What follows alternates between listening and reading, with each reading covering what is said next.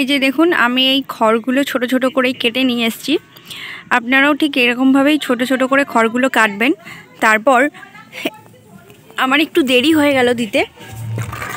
আপনারা যখন এই রকম সাইজের ফল হবে তখনই দিয়ে দেবেন, কারণ এই ফলগুলো যদি এইভাবে মাটিতে লেগে থাকে না এই রকমভাবে, তো নিচের এই দিকটাতে পচ ধরে দেওয়ার ভয় থাকে, তো সম্ভাবনাটা বেশি থাকে পচ ধরে পচে যাওয়ার।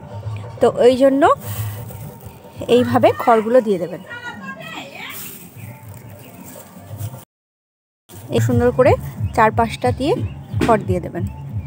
এই যে দেখুন, এরপরে জল যদি আপনারা দেন তাহলে আর ফলটার সাথে জলটা ঠেকবে না, আর ফলটা ভালোভাবে বড় হবে আর সুন্দরভাবে পেকে যাবে।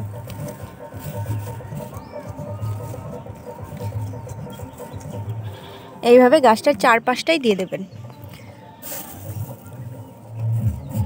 আমি এক হাতে ফোন ধরছি আর এক হাতে ভিডিওটা করছি, ওই জন্য খুব একটা ভালোভাবে দেখাতে পারছি না আপনাদেরকে, তো আপনারা একটু বুঝে নেবেন।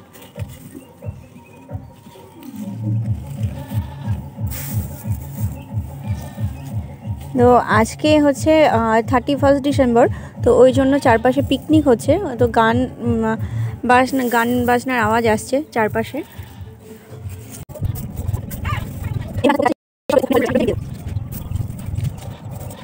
স্ট্রবেরি গাছগুলোর একটা আমি নোটিস করেছি, এই 2 বছর ধরে স্ট্রবেরি বাড়িতে হচ্ছে লাগাচ্ছি, তো এটা জিনিস আপনারাও হয়তো দেখলে বুঝতে পারবেন, যখন স্ট্রবেরি গাছে ফুল ফল হবে না তখন এক দিকটাতেই হবেন।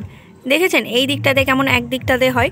তো আমার গাছগুলোই এরকম নাকি সবার গাছ এরকম আমি ঠিক জানি না, তবে আমার বাড়ির গাছগুলোতে যে দিকটাতে ফল হয় সেই দিক। চলুন আমি আর বাকি গাছগুলোতে দিয়ে নিই, তারপর দেখা হচ্ছে আপনাদের সাথে।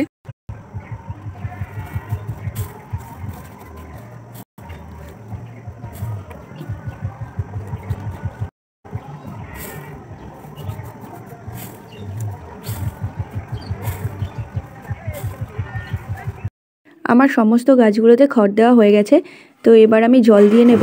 তো আজকের এই ভিডিওটা কেমন হয়েছে একটু জানাবেন কমেন্টে, আর এই ভিডিওটা যদি ভালো লাগে লাইক করবেন আর আমার চ্যানেলটিকে সাবস্ক্রাইব করবেন।